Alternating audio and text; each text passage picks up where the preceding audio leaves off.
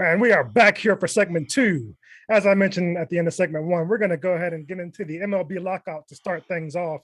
That has finally come to an end, and we're going to have baseball. So, I'm going to kick things over to Harish to get us started here, and let's go ahead and get this thing on the road.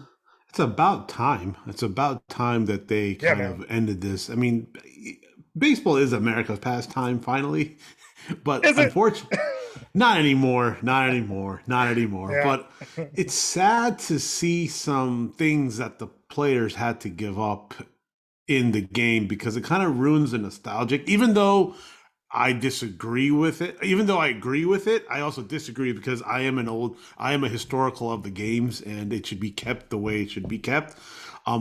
You made a great point where it's like there's going to be no more DH in the NL, and I think the players actually wanted that. they Uh, well, that's I the think thing, though, I right? think that's something both sides wanted, and actually, for once, agreed on. I hate it, but yeah, I mean, that's the thing because I think it's the nostalgic of the game. It's been there since the inception of baseball. So it's like maybe it's just for safety reasons. That's probably why they kind of did it. Um, I think it's to help with offensive production. That was that's that the pitchers. Some pitchers got a hit here and there, but really the position, that ninth spot was used more strategically than anything. Um, some teams just, you counted it as an out. You expected it to be right. an out, or if there was a guy on base, the pitcher you using to bunt the guy over, things like that. But now, with the DH, you can get a batter in that spot, somebody who doesn't have to play the field. So Hmm. that should help with production and on the offensive side. Yeah, it's almost like they want to speed up the games in certain ways, so I can understand that. But hey, here nor there, they finally agreed upon the terms. They're finally having baseball, and we'll see how it plays out with all these new rule changes and how things are getting played. Hopefully, I mean, the season's supposed to start like what, April 15th or something, They or got rid of the first two series, so that might okay, push the season back like a week and a half or so. all right. But probably the second week in April they'll get started. Second week in April. Okay, that should be like it'll be fun to see because it's something good to like kind of wrap your head around, and people might hopefully can go. Yeah, and out here it's so easy to go to games, and it'll be cool to get out to see the Rockies, even though they stink. To see other teams come to town. They don't. Whatever. They're not worth talking about, so I'm not going to. It'll be nice to go to games though. Um, but yeah, with the rule changes, so they've expanded the playoffs. They in the COVID year, I think they went to 14 teams. I could be completely making that up. I think They it had was though. like I think they had three wild card. I think they extended the wild card game. Yeah, I think I they think had one so. more. Yeah, but this year it's down to it's 12 teams, and that's the permanent move, which is still Ooh, an expanded playoff. So right. that's pretty cool. That helps more teams. I might. Well, the Nationals stink so bad, it might give them an outside shot of getting in. We'll see how that. I don't know what to expect from them. We'll see how that all plays out with their pitching staff. They Strauss hopefully coming back, Corbin, and then Josiah. What's his name? Gray. They got from the Dodgers. I I think that's his guess. name. He's a really good pitcher. He's young. He had some struggles with consistency last year, but he has the talent to be an ace. So Mm, we'll see how that all plays out. You lose Scherzer to the Mets, which yeah. sucks, but I'll still root for the guy because he got us a ring. So Yeah. I'll still root for him even though he's a Met. He got paid, so I don't blame him. But it's good to see the lockout end. The one move I'm so happy they made, and both sides agreed on it, is getting rid of the freaking shift. Ugh, Oh, that hurt offensive production. yeah. And to me, it's cheating. If you're a second baseman, play second base. If you're a shortstop, play shortstop. The third baseman, play your position. But I don't yep. like moving your shortstop over the second base position just because the guy pulls. Screw Hmm. that. Play baseball. So I'm glad they So made that move. I was, I kind of liked it in a way because it kind of like messed with the batter because it's strategic, right? Like Yeah, it's like you're playing mind games, and baseball is all about strategy and how you can get efficiently out. I liked it because even though it may have slowed up the game, it is a strategy, but they don't. It didn't slow up to the point where it's like, oh, we're shifting every time. When this one person came, they knew exactly where he was going to hit, so they shifted that way. So it forces the batter to play differently. So that's the only. I was just like. I can see it was a seesaw for me when I heard that. I was like, ah, man. But at the end of the day, like, heck, we'll see how it goes. They put it in for a while. They took it out. Let's see if it improves. it wasn't that they put it in. It was just that it wasn't against the rules. So That's teams also, started. So yeah. analytics I mean, that's why teams did it. You know a guy's gonna hit it every time you ship there. But with the and like you said, it made some guys like it exposed some guys like Bryce Harper, Mhm. and it made some guys show how elite they are. Guys like Soto, you can't Yeah. shift against Soto. Soto hits tall fields, so you can't Mhm. shift against that. And so that really highlighted that sort of talent. But I think it'll help with offensive production here, and maybe Mhm. even decrease strikeouts. It might be maybe even Oh, lead to that because yeah. it'll stop make guys who can't do it stop trying to do it. Just put the Yeah. ball in play. And the Nats, please sign Soto because if you don't, y'all gonna They're be not going to. Dunsky. They're And cheapskates. I don't expect it. I expect him to be a Yankee in a couple of years. uh, or an Oriole. You know me, I They're love my cheapskates Orioles. too. Yeah, I know. The Angelos have ruined that team so bad that I can't even. I don't even want to talk about it. So You let Rendon and Harper go so you can re-sign Trey Turner, right? Where's Trey mm, Turner? LA. yeah, So I don't believe them. I don't believe they'll sign anybody. They'll just keep they're the new farm system like the Marlins used to be. You bring up yeah. your good players and let them go. So And what about the Florida Marlins CEO Derek Jeter Jeter. resigning? Yeah. I don't know why he did it, but I'm like, you wanted to change the team. I guess you didn't like the politics, and that's all you have to like. That's what being a CEO is. You have to understand politics. And he made some promises when he came in that he realized he couldn't keep. So, Right. as far as putting a winning roster on the field and filling the stadium, those are two things he said he would do when he came in. The Yeah. stadium is still empty and the team still sucks. So he's Right. like, I'm getting while the getting's good. Probably Yep. sold off his shares and got out of there. Oh, I'll put it this way. He is not strapped for cash. No, Not at all. no. Cash options. The world is his oyster. So Yeah. Oh, yeah. He's what? He's probably worth $250 million anyway. So, probably or somewhere even in more. there. Who knows? Yeah. Yeah. So as far as the baseball talk, I think that's all we've got for that. But I'm going to take a quick break here. I'll be right back. We are back from the break here. We're going to go ahead and get into the Wizards and their unfortunate recent struggles here. So go ahead and lead us off. Uh, I mean, offensively, they have a very well put together team. Porzingis is playing like Porzingis again, and I'm happy. And I can finally say the trade worked out in their favor. But there's a big but. Why are we lacking in defense?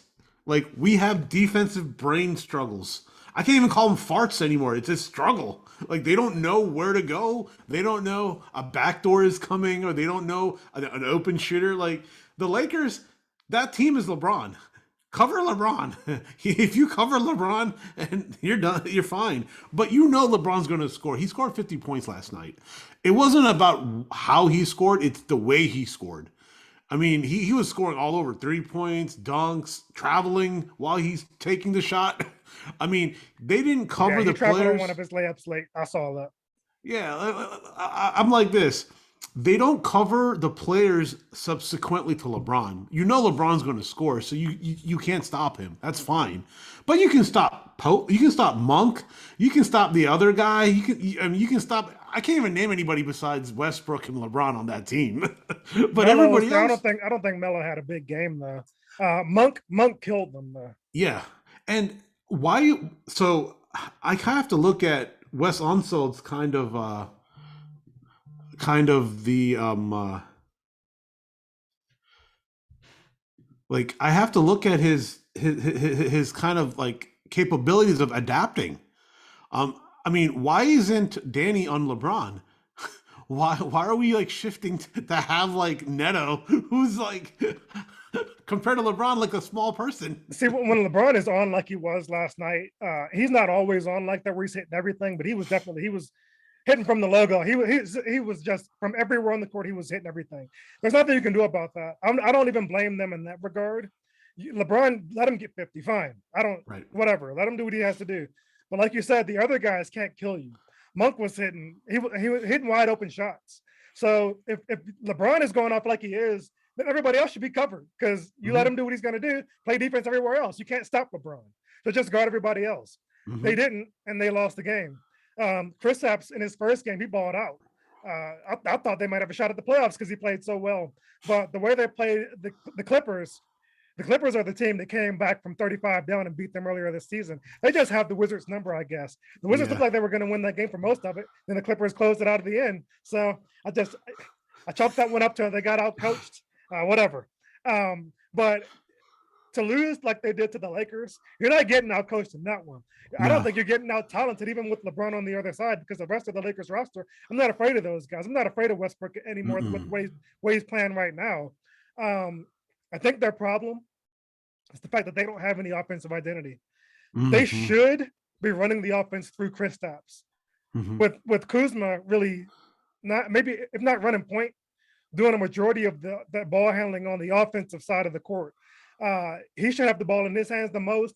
Kristaps second. He should touch the ball. Those two guys should touch the ball on every possession unless it's a fast break. Yep. It seems like the guys don't like passing to Kristaps. I don't really get it. I don't know where that comes from. He was calling for the ball in the game before, and KCP waved them off. I hate to see that. And for me, that happens because the coach is not taking a stand saying, hey, guys, this is his team. It has to be Kristaps' team. He's the best player. He's the most talented player on the offensive end of the court. If he's not touching the ball in every possession, you don't have any identity on offense. Right. And that's hurting them on defense. And that's what it's like when you look at Denver, right? Everything runs through Joker. Everything runs through him. And it's like we have a Joker on our team too. Like we have an individual who has that kind of talent. So why don't you run it through him? And you can't wave off a guy if he says give me the ball. He's not like if you're KCP, you don't need to be waving anybody off. Exactly. I don't care if Neto's calling for the ball. You're KCP. You can easily be on the bench. Easily. I know he's played well here lately, but if they lost him, I wouldn't miss him. So that's why I like Rui and I like Kispert, because when someone calls the ball, fire last night. Yeah, he was. And when someone calls the ball, they pass it. Their basketball intelligence, I would say, is at an all-time high. They know if someone needs the ball, they'll pass it, they'll feed it. And they know they're role players. Exactly. Like, I don't know what KCP thinks he is. He couldn't be more of a role player. Nah. And I think what's happening is you bring up a good point, is they don't have an identity. They don't know what their identity is, and that's scared. That's so sad, because when you're trading for an all-star, the unicorn is an all-star, perennial all-star. Yes, injuries have derailed him, but he put up 19 points yesterday. Just imagine if they passed him the ball more, how much he would have really had. So last night he was kind of forcing shots because he knew that if he didn't shoot it when he touched it, he wasn't going to get the ball again. That kind of stuff. I don't want to see that, because like I said, he should be Kuzma wants to be number one option, but it should be 1A. Kristaps should be 1A there with him. Like I said, they should both touch the ball every possession on offensive sets. On fast breaks, do what you got to do. Run, get to the layup. But on offensive sets, both of those guys should touch the ball every single time. And stop shuffling the lineup. Just keep one lineup and keep He's actually gotten better about that. Because Brian is not playing anymore. That means he's trying to reel that part in. But we've got, and Satoransky's playing the 2 instead of point. So he's getting better about it. Maybe he could probably thin it out a little bit more, especially with them struggling here. Try to get something that's more consistent, and then maybe that'll help everybody out as far as an offensive set too. The thing is, that's why I always say Corey and Rui should start, because they need the touches and experience to get their minds. I think Rui is finally, when you say be aggressive, he's slowly becoming that again. Because I could see it yesterday. He was like, he didn't hesitate to shoot the ball. He's like, all right, I'm open, I'm shooting. And he was calling for the ball. And the thing is, I don't think they know how to pass to the right players. They don't know, because they've never done it before. They don't know who to pass to. So they're like, like KCP is like, oh, I've done this before. I can do this, bro. You're like, bro, you have Kristoff. It alleviates the pressure on you to do anything. So pass him the ball. And sometimes you have to swallow your pride. You want to win a ring? Swallow your pride. You just have to. I get it that Kristaps is new to the lineup and the guys are learning his game. But even while he was working to come back, he was practicing with the guys. So you know what you've got in him as far as talent. He's an elite talent. Hmm. The offense has to run through him. And I'm Yep. not putting that on KCP. I'm not putting that on the players on the court. I'm putting that on the coach. The coach has to Mhm. deliver that message. The coach needs to relay that to the players and let them know that if that's not how it's working, then you don't play. They're deep enough from a talent perspective. I know the record is not there, but they've got guys who know how to play the game. So Mhm. if you've got guys who aren't executing that on the court, getting Kristaps the ball, then sit them.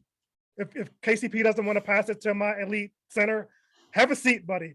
Yeah. Kispert can take your minutes. Denny can take your minutes. I don't need them out there. I know people are starting to see that Dinwiddie's playing well down in Dallas, and he's a good player. I'm not surprised by that. He's a Mhm. good player. So I think what happened here is West probably lost control of the ship and let the Mhm. guys kind of bully him, and that's why he's not here anymore. I still don't hate the move. I think as good as Dinwiddie is, Kristaps is better. They'll Mhm. end up going further in the long run with a player like him. So haters, See, hush. yeah, so for me, like, listen, yes, Dimwitty was upset that what they said, oh, it was his fault or whatever. But sometimes, man, like when you point one finger, three point back at you.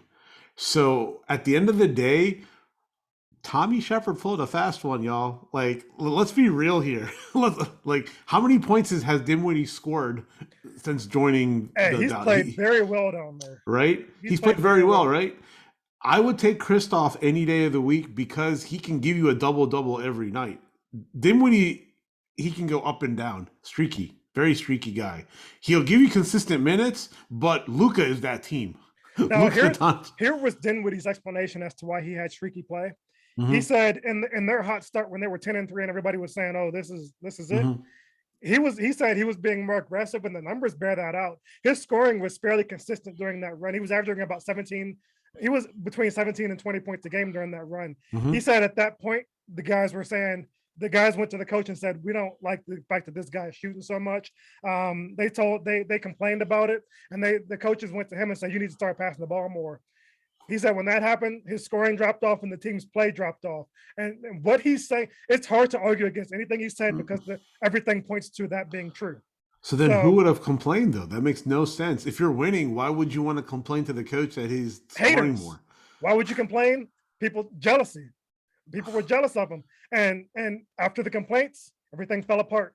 So maybe it wasn't Oh, on him. Maybe it yeah. wasn't on his injury. He said the guys gave up on him. He was coming back from an injury, but in the beginning, he was playing well Yeah. I mean, until he said they started to complain about it. it's just sad, but for me, I'm just like, listen, we got a good player too, so let's utilize him. If we're not even going to utilize him, what's the point? What's the point of the trade? Like, what's the point of the trade? Yeah, and the way they're playing kind of lends credence to what he's saying because they're starting to treat Kristaps the same way. And the coach, Hmm. if West can't be the guy He to needs to get go. this under control, one and done. I'm okay Yep. with it Yep. because I hate what I'm seeing. I don't want to see Hmm. an elite player get waved off. Screw you, Hmm. KCP. Yeah. You have a seat if you can't get Kristaps the ball. I Mm-mm. want him shooting, Yeah. not you. Kristaps should at least have 80% of the touches when he's in the paint. 80%. If he's At posted least, up, he has to get the ball. yeah. If he's posted up, he has to get the ball, and he's gonna give. He's gonna score. Like he's. I mean, come on. Let's be real. How many times he's missed it? I mean, yeah. Yesterday he had to chuck up the shot because he wasn't set and he knew he's not going to get it. Yeah, But that's a sheer guaranteed 2 points, and that's a sheer guaranteed three if you leave him open. So yeah. I think Wes, as you said, needs to do some soul searching and just sit everybody down and be like, listen, y'all need to run it through him. Whatever it takes, we're gonna run the ball through him because we win. And look what happened. If you run it, they win it. If they ran 80 to 90% off of him yesterday, they would have won that game. I would hands down they would have won that game. But I agree. they were so scattered brained that Kuzma took it off, got stolen the ball, and they scored 2 points. I mean, they were in it until the third quarter. They were in it until the third. Kuzma played well. He kind of got a little out of control at points because the game was personal for him. He was taking that at LeBron a lot, and he was Yeah. hitting a lot of those shots. But some of them, like you said, he was turning the ball over, trying to force it. I'm not putting the loss on him though. No, no, It's on the not at coach all. to rein that stuff in. Yep. So switching gears a little bit, staying on the Wizards though. A story came out this week about John Wall being interested in coming back to town and Bradley Beal not being closed off to the idea. What do you think about that? I would love it. The reason why I would love it, it will take KCP out of the lineup. And the reason why I Yeah, say that is John Wall. So if you look at John Wall and Martin Gortat, they have that pick and roll to the T. To the T. No one argued. Kristoff is a better Martin Gortat. I saw Marcin Gortat at the casino at MGM one night. That dude, that's a giant human being. And Yeah, dude. he was you wouldn't think this from seeing him on the court. He was very skinny. Really? Tall and very skinny. I thought he was jacked. I thought he was jacked too. He was wearing like a suit, like not a suit, but a sport jacket. Yeah. And he was a very slim guy, but huge. Yeah. Wow. Yeah. I mean, they call him the Polish hammer. That's right. Yeah. but I would love John Wall to come back into our to the Wizards, man. I mean, if you look at it, then that alleviates your starting point guard. You have Thomas Satoransky can come off. You have, I mean, I think Wall understands his role. I think he understands. I really do. I mean, the thing is, he has the talent now. He doesn't have to do it himself. I mean, he can pass to Kristoff all he wants, and he gets his double-double. John can score 10 and 10. I mean, and then Kuzma's right there to help him. And then next year, I mean, it is. I think if John Wall comes back, they will become a better defensive team, because he played on both sides, and it's very rare to find. I mean, offensively, yeah, but he was a better defensive point guard in the league. I mean, he's one of the best defensive point guards in the league before he got injured.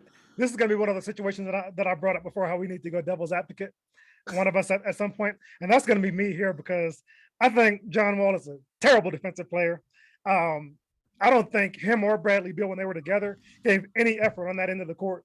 Whenever like a decent guard would come in to play those guys, I would always bet that the guard was going to have their like season high as far as scoring, and they always did.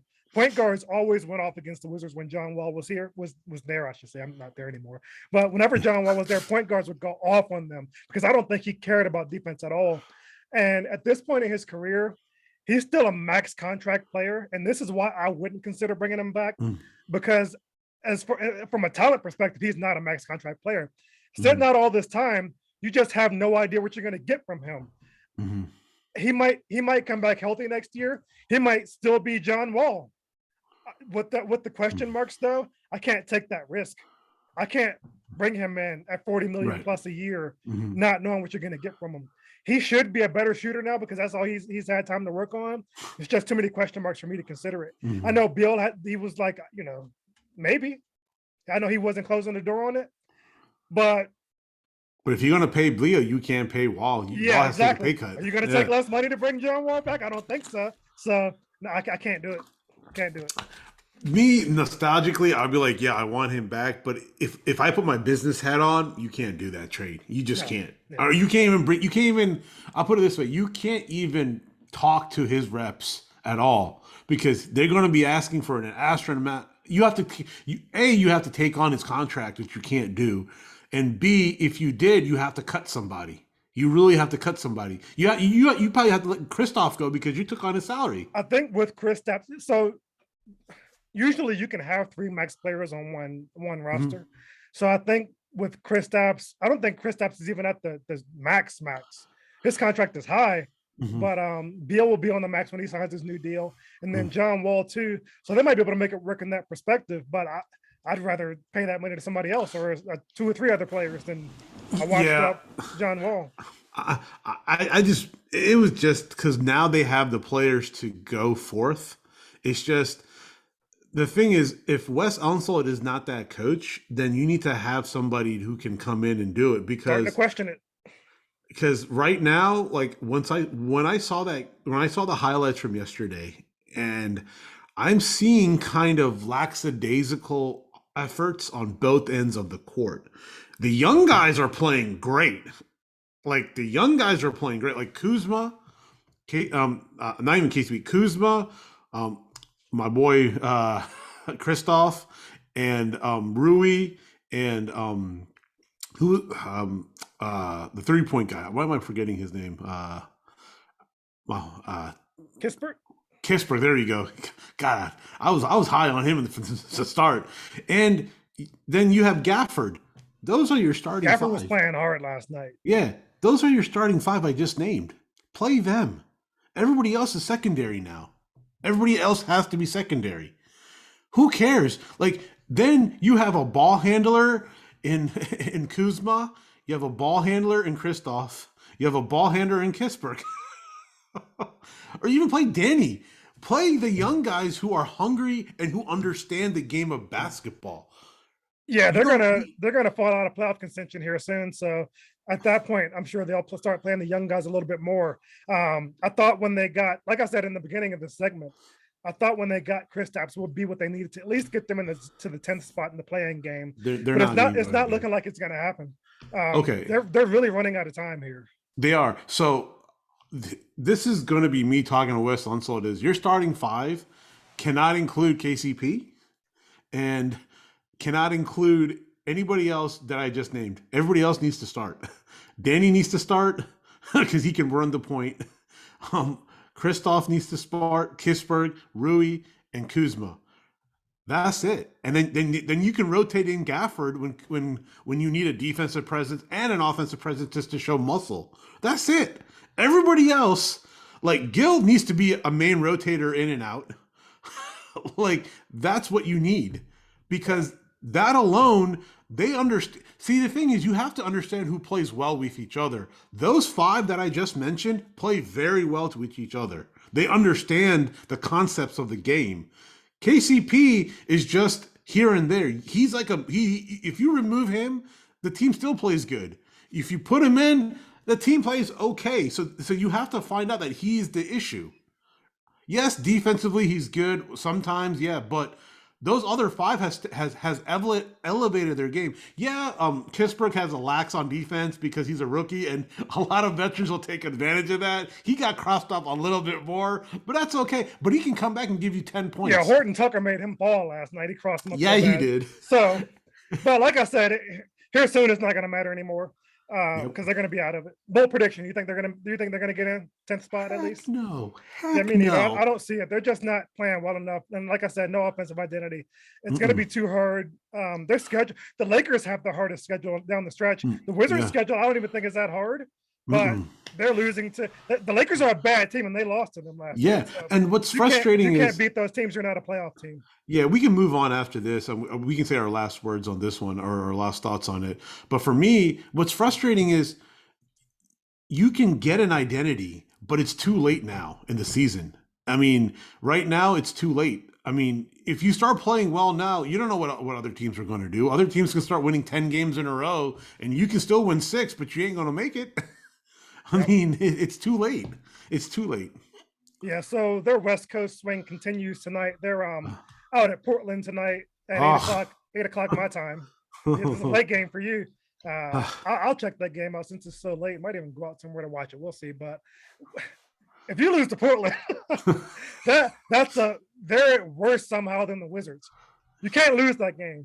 They're going to lose their next 2 games because they've got the Warriors. They're going to out there to them. Then they've got the Nuggets at home. You should go check that game out. Go see Jokic. Probably get some cheap tickets. Yeah. They're going to lose that one too. Then you've got the Knicks and Lakers again. I think it's too late. Wouldn't be surprised if they lost tonight. You know what the funny thing is? Do have a tough stretch coming up. Jeez. Yeah. You know what the funny thing is? They'll beat the Warriors or the Nuggets. They'll beat one of those 2 teams. And you're like, what the heck, man? And I guarantee you, they'll win against the Nuggets and they'll lose to the Warriors. I can't see them beating the Nuggets because, and you know, I'm biased, of course, but I don't think they have anything for Jokic. They may not have they're probably gonna.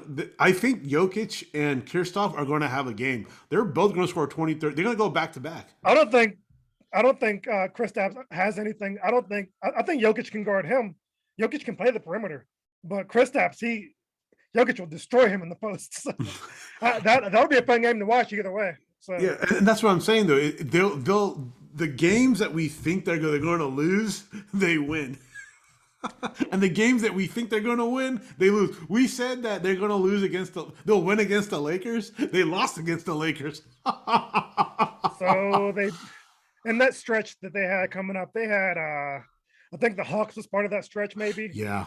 Hawks, Pacers, Clippers, Hmm. Lakers, and they are so far There's one in 1-3 in those.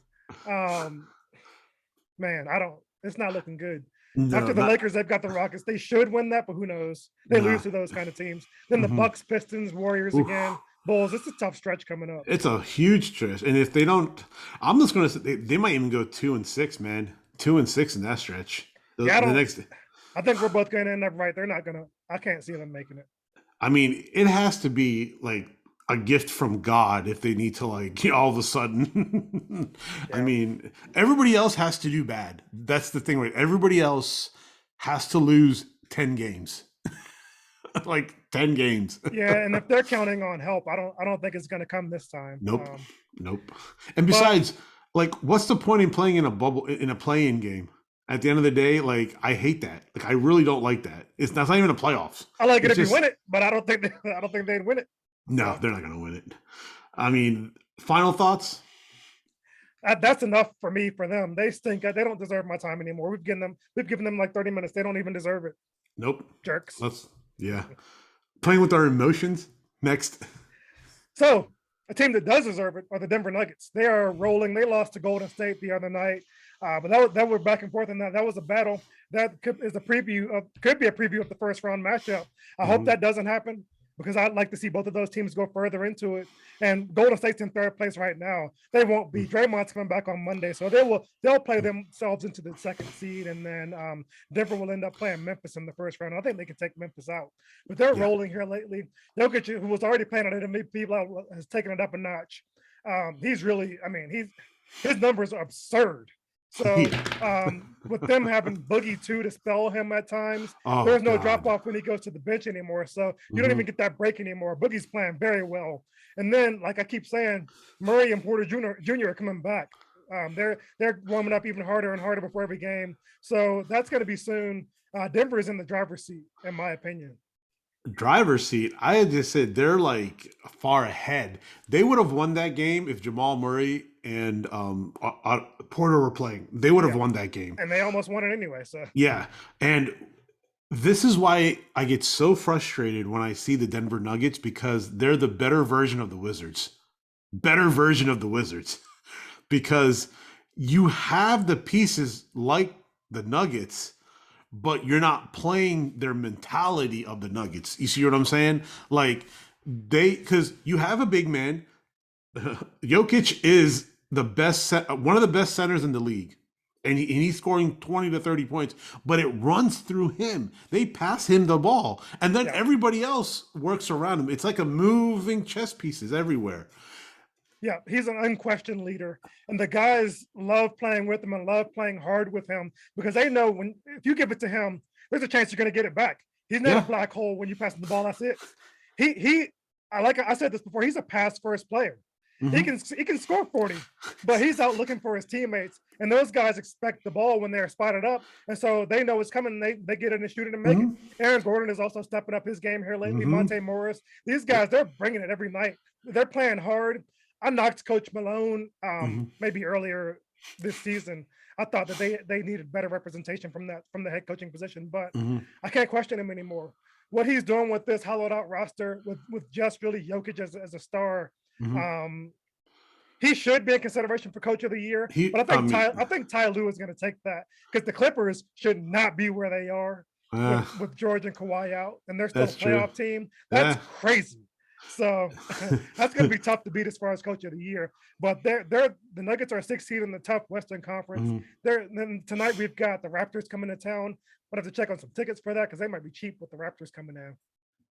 And then the marquee matchup of the year, the two front runners for MVP on Monday are going to match up Ooh. with Jokic and Embiid out in Ooh. Philly. So Ooh. that's must see TV if you're an NBA fan, seeing those Ooh. two go head to head because that matchup could seal up the award. They're neck and neck for it. So Mhm. I'm really looking forward to that game. That'll be a fun one to watch. See, I expect Jokic to get him, but Yeah. that'll be Oh, a fun one yeah. to watch. It would be a fun one to watch because I'm gonna if I was a betting man, I'll bet my money on Jokic. I mean, Same. he's right now. It's like when you're watching sports and you're playing sports. you have that one player that just elevates every year, and he's at that pinnacle now. He's getting mentioned with the greats.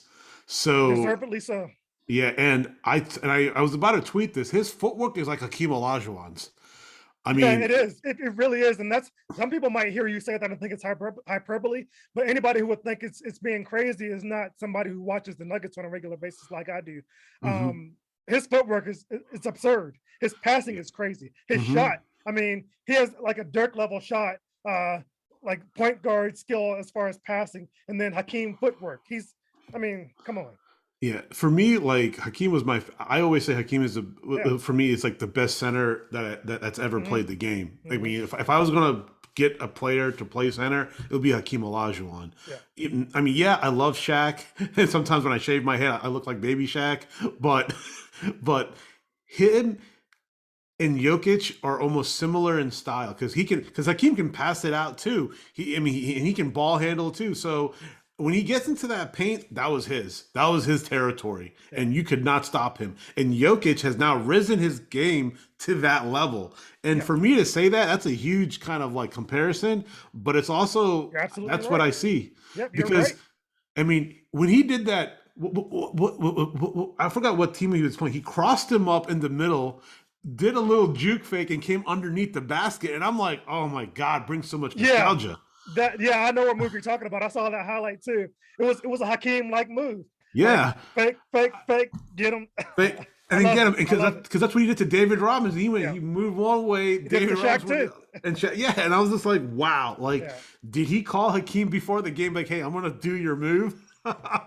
He must be watching this video or something because yeah, that was a great and move. and I think and that's what Embiid's lacking is that like you because Embiid. The thing is, Embiid is really good in the post, but I don't think he had he. I call it. It's not. It's finesse bully ball. It's Yeah. finesse bully ball, right? It's not like beautiful to see, but he gets the job done, and that's where I think his next steps needs to be is his footwork. He has footwork when he's positioning himself in front of you, but his footwork back to you, he's more like a bully, kind of just trying to drive, drive, drive. And that's where, if you see some of his clips, he doesn't do well. I mean, he makes points. I'm not saying that, but he just somehow luck of the draw. He's so talented that he can bully you and throw the ball up because he's so tall and he's so good. But I think that's his next step is to get to Jokic's footwork. If he gets there, then that's going to be oh my god, that's going to be crazy. No question about it. And like I said, he even without the footwork as clean as Jokic, he's still front runner for the MVP. So there you go. Do you think Giannis may come in? Giannis Antetokounmpo? I think he should be being mentioned for MVP, but I think the other two guys have just run. Jokic and Embiid have just run away with it, so they're the only ones I think in most serious consideration right now. Got it. For Giannis, despite his great numbers and the team success, for him to get there might take an injury to one of those guys at this point. I think Put on knock on wood. You right. don't want. Yeah. No, I don't wish for any injury for anybody. Yeah. Even guys I don't like. I don't want to see anybody get hurt. Exactly. This is their Exactly. livelihood. So Yep. yeah. But shifting gears to the Capitals, who are playing better here lately. And I mentioned at the end of the first segment that I live bet them last night. They went into overtime, and I put a $3 live bet on them, and they ended up winning. Laura Zeller came out, the Tiger. He came out and scored the game-winning goal there in overtime. And they've been playing better lately. I didn't look to see who was in goal last night. I only caught the end of the game. It's Vanacek. Vanacek, he was in goal. Since he came back, they've been playing much better. They beat Carolina the other night, and yeah, they're on a run here. So. See, what I've always been saying is they need a little bit of a defensive help and a little bit of goalie help. But Vanacek, I've always liked Vanacek from the beginning. He has a little bit more season, but they were He's more injured. mature, I think. Yeah, 100%. Like you're absolutely right on that. I also felt that with them getting healthy, that has drastically improved. Back, yeah. Mantha, Oshie, Backy. I mean, those three players alone elevated their play because Mantha is just a big, sneaky, fast guy when he comes down, and if you don't prepare for that, he can score, and he takes a lot of people towards him. So they are going. It's almost like when they won the cup, everybody got healthy at the right time. They're moving. They're like, and all you need is a hot goalie. And Vanacek has been hot. I mean, Kuzi's on a roll too. Kuzi had 2 goals last night. Yeah. Just when you have health, at least you have the depth there. Guys aren't playing too many minutes. Guys aren't playing out of position. So the lineup is solid now. They can go on a run here to close things out and Mhm. hopefully not get too high in the seating. But I don't want them to be in first place. But yeah, they're going to close out strong here, and I like the bet that I placed on them at the beginning to go ahead and win it all. I will still pick them to do it, even with Colorado being in first place and playing so well all season consistently. Mhm. Um, if it came down to those two, I'm taking the star power and Ovi over. I know Colorado has star power, McKinnon, Landeskog. You've got a Taves out here too, and their goaltending is very well. They Yeah. deserve a mention because they're the best team in hockey. But I'm sticking with my hometown guys. I'm Hathaway, Ovi, all my guys out there, Lars Eller, like I mentioned before, Oshie, Wilson. I got to go with that. They have the star power. They have the talent. This team is good enough to win it all. That's my pick still, Yeah, despite the struggles. and the thing is, with them having a healthier team, Peter Laviolette can do a lot of creative things.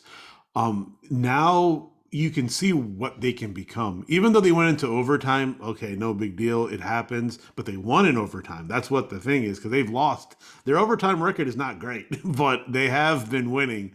And if Vitek can elevate his game like Holtby did, I mean, this team is unstoppable. This team can be unstoppable and will be Yeah. unstoppable. And And now, Ovi, did he uh, did he get third or did he score the goal? I don't. I mean, I don't know if they took it away from no, him. no, they gave that to They gave that Kuzi. to Kuz. Yeah. Gotcha.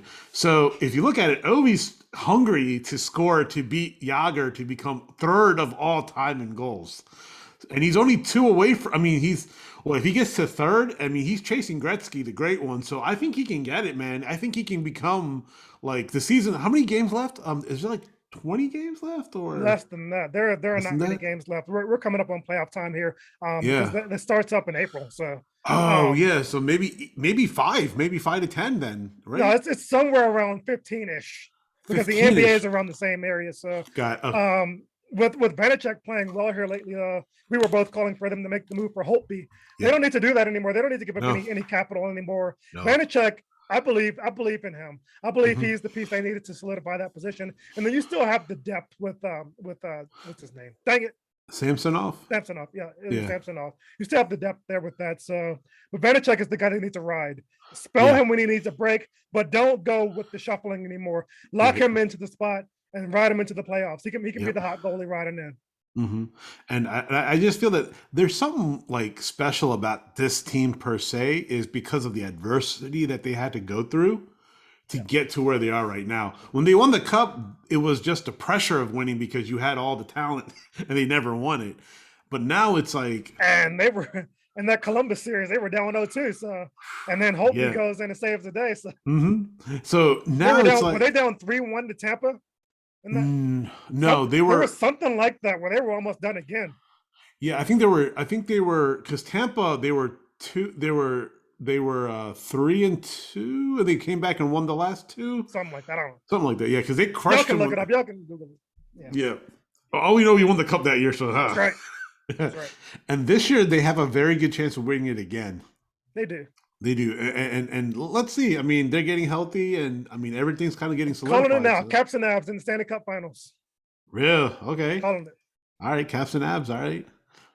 I'm not gonna say that because I don't want to jinx anything. I'm very superstitious on certain things. So If the roles were reversed and the Caps were the number one team in hockey, I would not say that because I wouldn't that's want to jinx true. them. But the the Avs, this is not like a 1 year wonder thing. They've been on this kind of run due to guys like McKinnon and Landeskog here for the hmm past 2 or 3 years. Yeah. So with them playing so consistently well, I don't feel like I'm jinxing them with them being the number one team. They should be there at the end, and I expect the Yeah. Caps to be there I, too. I mean, they're solid through and through, and there's nothing you can. There's no holes in their team. Like there's no holes in their gaps. So if they're the number one seed in the West, right? Mm-mm. Okay. All of hockey, they're number one. No, They have, they all have of the hockey. best They're number record one. in hockey. Okay, gotcha. Okay, yeah. So at the end of the day, that'll be a great series to watch, though. If that Yeah, happens, whew, the Caps are coming here on April 18th, and I'm getting my tickets today to go to check that out. nice, nice, nice, So nice. yeah. That'll be cool to see. Hmm. But that's all I've got for this week. We can go ahead and wrap up. I think we've gone a little long in this segment too. We can Yeah. go ahead and wrap things up unless you got anything else you want to throw in there? Nah, man, I think we covered all of the major bullet points. Oh, Yes, March indeed. Madness Suction Sunday is, I think that's tomorrow. tomorrow, right? It's So tomorrow, yeah. we can maybe I know the games will start up on well Tuesday with the playing games. Yeah. So after the field is set, we can look at maybe doing a show here on I've got a busy week coming up with training, but we can play Yeah. it by ear and try to get our picks out before the games actually start on Or we Thursday. can just do it right after Selection Sunday. We can just like, we can just make one bracket. But the field is not set until those first games are played. They do Oh, is two that how it play- is? Okay. Yeah, they do those playing games and then the brackets are set. So they won't be set until Wednesday. Yeah. So we can play it by ear. We can even if we need to do something, we can look at it, play it by ear. Just communicate throughout that we can try to get our picks out.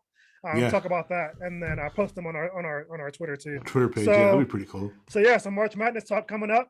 I'm gonna be honest, I haven't been following college at all really this year, but so that'll be fun to see where our picks go. But yeah, we can get that going, and yeah, like I said, that's all I've got. Yeah, that's it. Like, subscribe, hit us up if y'all want to join in. We're open to anybody jumping in anytime. Just hit us up. I'll send you the Zoom link and link us in, or if you want to call in, the number's on our Twitter. Just please spread the word. We're starting to get some growth here, and our Twitter following is starting to go up. So let's keep this thing rolling. Talking Hats. Thank you for joining us, and we are out. See you next week. Peace. Well, maybe next week.